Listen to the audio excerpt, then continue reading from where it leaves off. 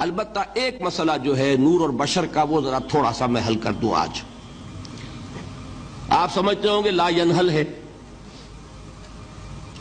میں نے جس طرح کہا تھا کہ امام بخاری کا قول بھی 100% درست اور امام ابو حنیفہ کا بھی 100% درست ثابت کیا کہ نہیں، اسی طرح میں کہتا ہوں جو حضور کو بشر کہتے ہیں وہ بھی 100% درست، جو حضور کو نور کہتے ہیں وہ بھی 100% درست. مطلب کیا ہے؟ دیکھیے، ہر انسان کے وجود کے دو حصے ہیں. میں نے پہلے دن شاید کچھ بیان کیا تھا.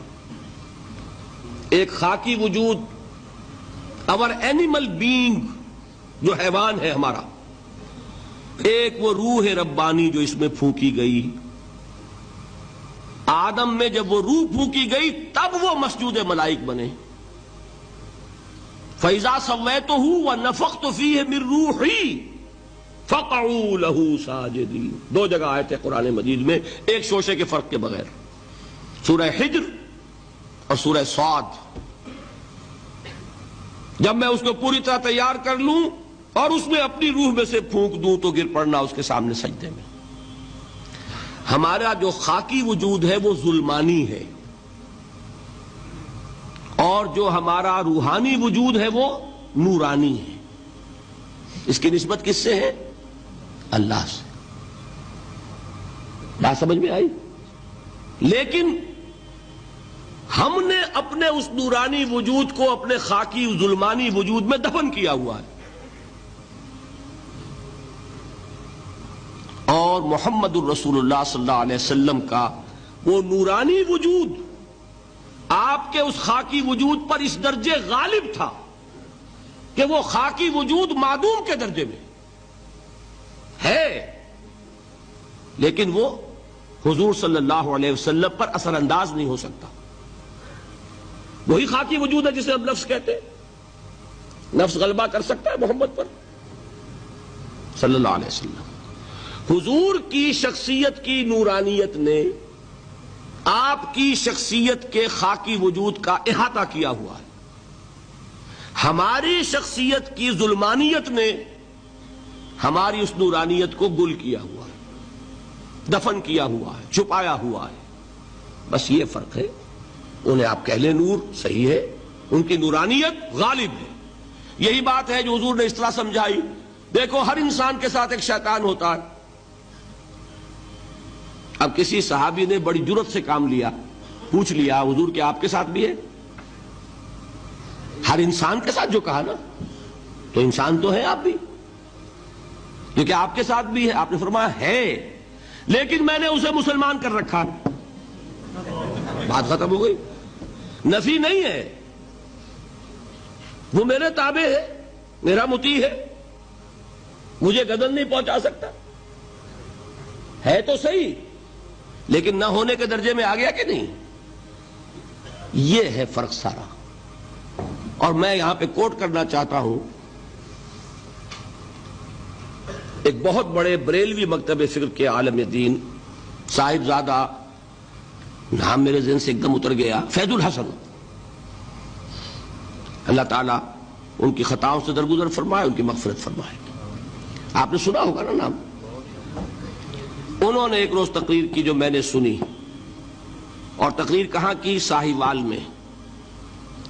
وہاں کا ایک بہت مشہور چوک ہے، مہاجرین، مسجد مہاجرین کہلاتی ہے، وہاں تقریر تھی ان کی، میں نے سنی. ان کے الفاظ یہ تھے کہ کیا آپ لوگ ہمیں جاہل سمجھتے ہیں؟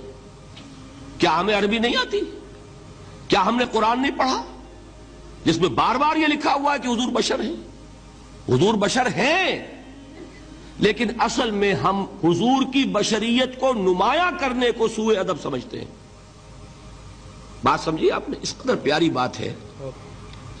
انہوں نے کہا کہ آپ کے باپ کا نام کیا ہے؟ عبد الرحمن. آپ عبد الرحمن کہہ کے پکارتے ہیں انہیں؟ ابا جان. ابھی آپ نے وہ آیات سنی، حضرت ابراہیم نے اپنے مشرک باپ کو یا ابت، یا ابت، بڑا پیارا ترجمہ کیا.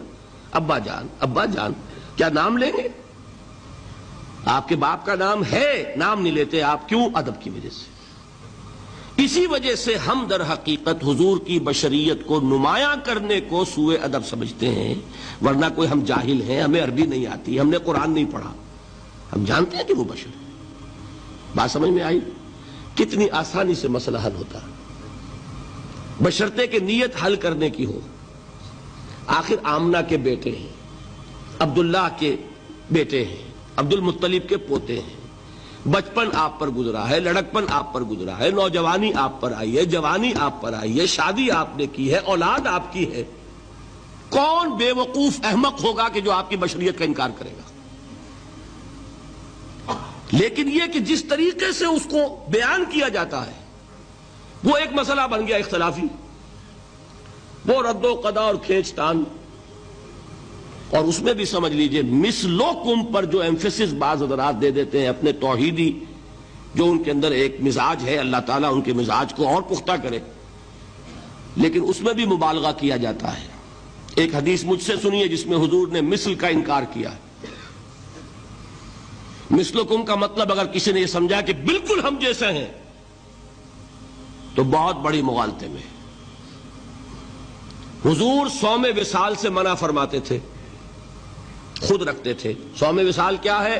آج روزہ رکھا، شام کو افطار نہیں کیا، وہی روزہ رات بھر چل رہا ہے، اگلے دن بھی چل رہا ہے، شام تک کو جا کے پھر کھولا تو 2 دن کا صوم وصال ہو گیا۔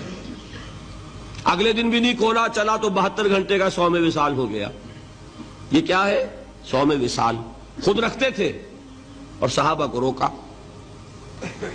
صحابہ میں سے کسی نے ہمت کر لی، حضور آپ خود رکھتے ہمیں روکتے۔ فرماتے ہیں ایکم مثلی، تم میں سے کون مجھ جیسا ہے؟ ابھی تو عند ربی، میں تو اپنے رب کے پاس رات گزارتا ہوں، ہوا یطعمنی ویسقین، وہ مجھے کھلاتا ہے پلاتا ہے۔ بتائیے کون ہے جو اس کا دعویٰ کرے گا؟ حضور کے خصائص ہیں۔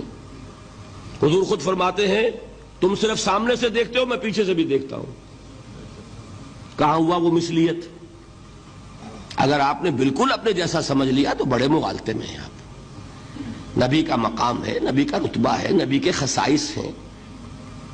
آپ سو گئے تو آپ کی نیند، آپ کی وضو ٹوٹ گئی اور نبی سو گیا تو کہاں گئی مثلیت؟ گئی مثل اس معنی میں کہ بشر ہیں، نسل آدم سے ہیں، اس میں کوئی شک نہیں، اس معنی میں مثل ٹھیک ہے، قل انما انا بشر مثلکم، لیکن ہر اعتبار سے تو نہیں۔ سب سے بڑا فرق یہی ہے کہ وہی آ رہی ہے، معراج پہ تشریف لے گئے ہیں، اس دنیا میں بیٹھے ہوئے بھی جنت کا مشاہدہ فرما لیتے ہیں، کرا دیا جاتا ہے، دوزخ کا مشاہدہ کرایا جاتا ہے، فرشتے کو دیکھ رہے ہیں۔ یہ چیزیں ہیں، اور پھر خصائص جیسا کہ میں نے عرض کیا کہ آپ پیچھے سے بھی دیکھتے ہیں۔ آپ کا معاملہ یہ ہے کہ آپ اگر سو جائیں تو آپ کا وضو نہیں ختم ہوگا۔ یہ ساری چیزیں جو ہے ان سب کو بیلنس کیجئے تو معلوم ہوگا کہ آپ بشر بھی ہیں 100% درست، لیکن آپ کی وہ نورانیت، آپ سراج منیر، ہدایت کا روشن چراغ، آپ کی جو روح انور ہے وہ آپ کے اس جسدی وجود پر اس طریقے سے حاوی ہے کہ گویا کہ اس نے اس کی ظلمانیت کو ختم کر کے رکھ دیا۔ اس معنی میں کوئی کہے نور مجسم تو مجھے کوئی اعتراض نہیں۔ یہ ہے ان چیزوں کو جمع کرنے کی شکل، خواہ مخواہ کی کھینچ تان کے سوا کچھ نہیں۔